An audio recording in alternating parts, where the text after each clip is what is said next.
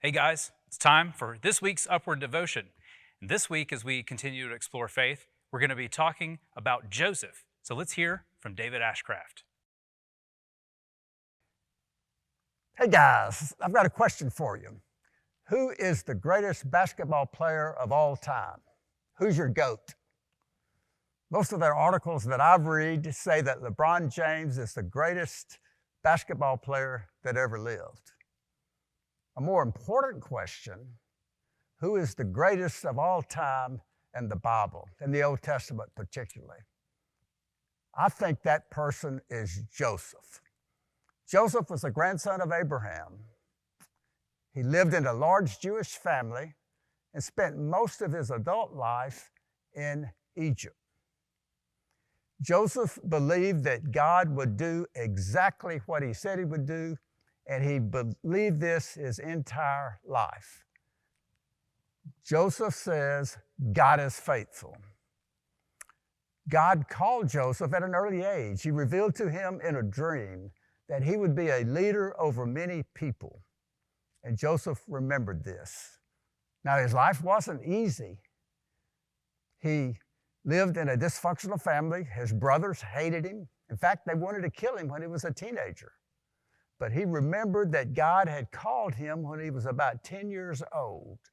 And through all his life, he remembered God is faithful. He was a servant of an Egyptian official. He was in prison for a crime that he didn't commit. And yet, during all of these hard times, he never griped, he never complained, he never gave up. He relied on his faith in God. When he was 30 years old, he interpreted a very important dream for the king of Egypt, the Pharaoh.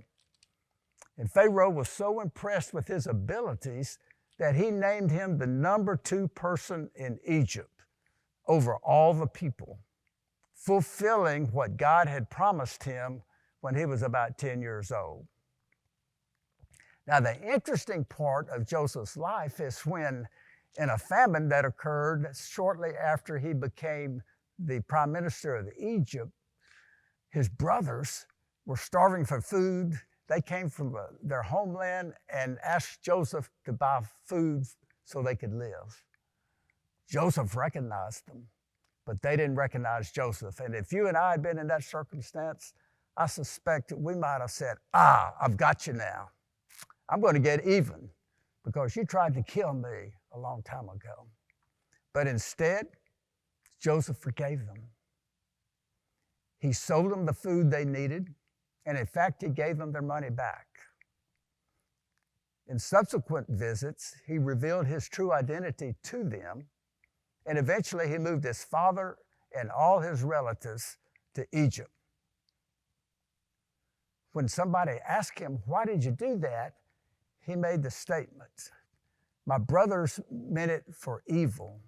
They meant to harm me, but God used it for good.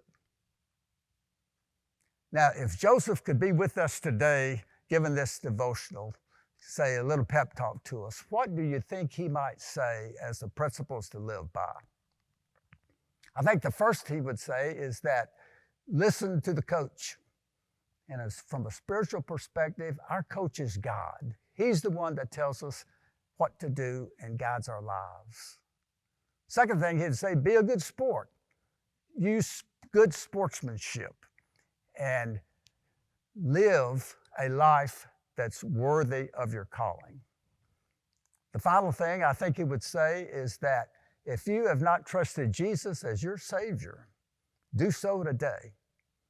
And then live your life trusting him in every decision that you make. He'd close by gradually looking around the room, the audience, and then he'd say, let's go.